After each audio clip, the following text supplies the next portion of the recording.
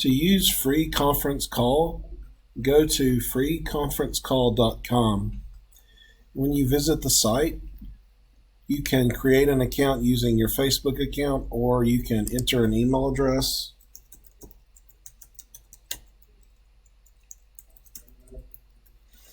And when you do, hit create my account. It will say, if you already have an account, it will give you this pop-up box.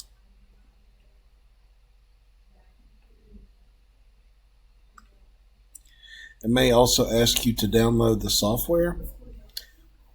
So at this point, what you want to do is take a look at your information here. Here's your dial-in number, and there's the access code that you would give to students.